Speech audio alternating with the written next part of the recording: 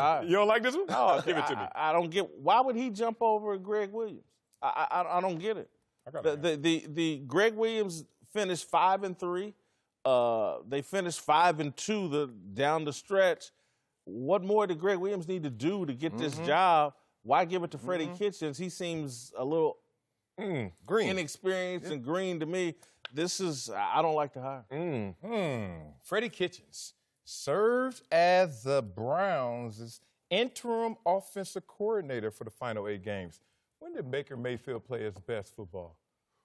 We gave a lot of credit to Greg Williams, a defensive-minded coach, a defensive coordinator. Greg Williams was just checking in on it. Hey, Freddie, what you doing with Baker? It's looking good. Talk to you later. And then left that room, went to the other side and said, help me defense, because Baker out there balling. And Baker was balling because of Freddie Kitchens. So I love this hire again. Look at my positivity starting to rule. There's also an organizational decision that sometimes you need the older, wiser individual to call timeout for you. I like Baker Mayfield. Met Baker Mayfield when he first came out. He was doing his Facebook videos and all this stuff. And I'm like, oh, that's different. But, hey, you're the number 1 overall pick. Do you. But his energy hasn't changed from college. Like the maturity, face of the franchise, quarterback energy, whatever that is, even though I love an arrogant player, it hasn't changed.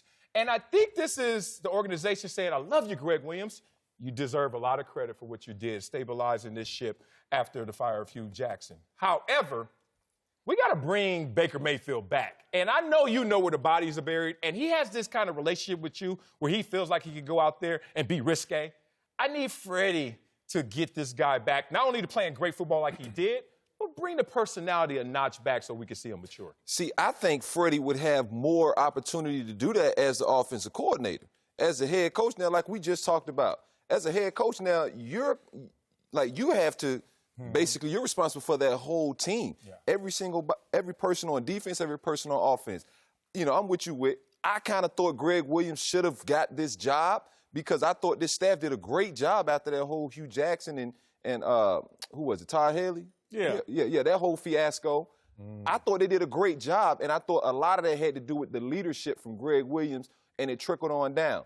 I was a guy who thought, man, Freddie Kitchens, y'all giving him the offensive coordinator? Yeah, he called, they said he called plays in the 4th preseason game. And I joked like, heck, our coaches used to let us call plays if that qualifies him to be a coordinator. But he actually did a very good job. And so you're taking a guy who already was taken out of his comfort zone as a position coach and told to be an offensive coordinator who had all that responsibility, which he did a good job. And now you're going to give that man even more responsibility and say, hey, let's make you the head coach now. I just think it doesn't give him a fair chance, I think. I agree with this hire for one. Greg Williams is a great defensive coordinator. He doesn't have the temperament to manage a team. You have coaches that are great coordinators, and they move to head coaches, and they're not good. I mean, we love Wade Phillips, but Wade Phillips just wasn't that coach to move on and manage that many personalities. He's just not that type. For one, Greg Williams have too much of a past for them to deal with. With the whole bounty stuff and everything. That they can't. They got over it. Yeah, they got over it. But now you're putting a guy at head coach who had to manage the entire team. He has to go over to the wide receivers. He can't stay over on the defense side of the ball and just run those drills and correct the defense. Now you got to manage all those personalities. He didn't have the temperament. I love defensive-minded coaches as a head coach, but sometimes it just doesn't work out for the team across the board. See, I disagree. I felt like that Cleveland team needed a guy like Greg Williams. Because you're right. After coming from a guy like Hugh who was so easy going, hey, you don't have to practice today, man. Let the guys, if they want the day off, let them have the day off. Greg Williams ain't about that life.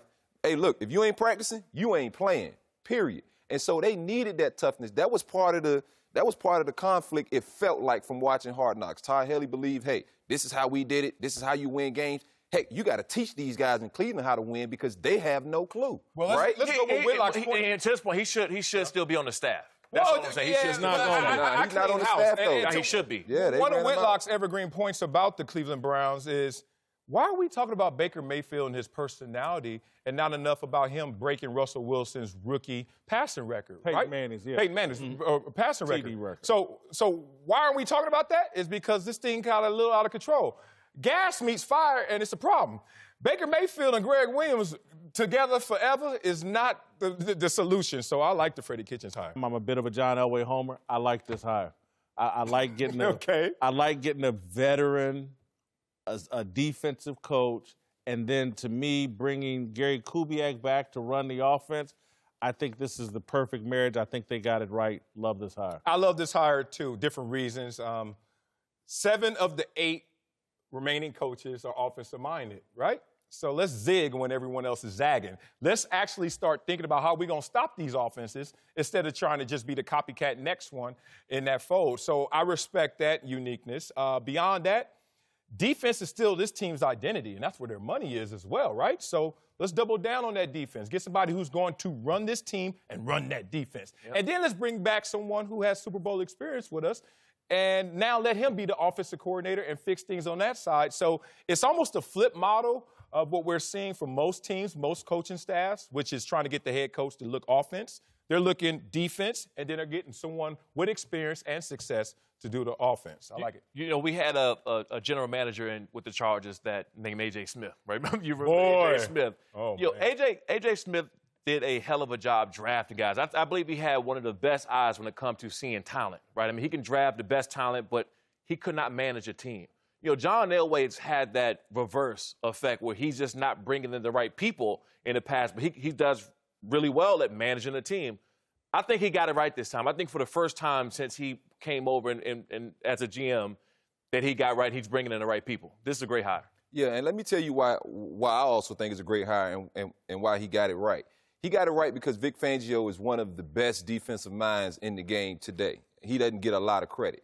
He's an older gentleman. He's 60 years old. And so a lot of people thought that the head coaching opportunities for him had already passed. But he's going to bring in, as a head coach, a guy who's not going to have an ego. He's been around this block a long time, and he's going to let Gary Kubiak. To me, this feels like a co-head coaching job for me. It feels like Gary Kubiak is going to solely have that offense. He's going to have input into who he needs on his roster offensively.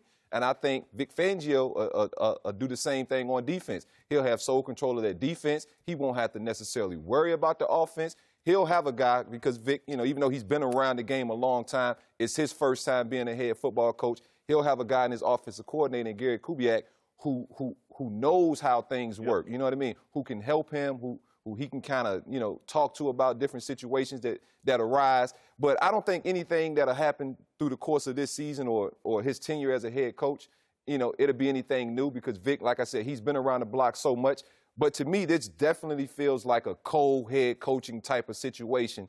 And I love it because I don't see egos getting in the way of these two guys being successful. I think that's needed here. For clarity, Elway has had, this is his 4th coaching hire, and 2 of the previous 3 were successful. I mean, you won a Super Bowl, you lost a Super Bowl, and then Vance Joseph. We're going to let that go, right? So Elway's done it right at coaching. He hasn't done it right at the quarterback position. Well, who's picked the quarterback? What Elway's doing here is just going with experience. They went with an inexperienced guy last time, and it blew up in their face. Yeah. He's had success with experienced head coaches going back to that world. And one more thing. We got 20 seconds here. Stop being so premature. And look at here. Rams, Chiefs in the same division with you. Offenses are coming. I mean, you got 6 games on the schedule in 10 that are like, you got to deal with even Gruden and Derek Carr. You're not going to have a great night of sleep that night. You got to deal with Gruden and all the schematics of it. And then the Rams and Chiefs, you got to go defensive. All right.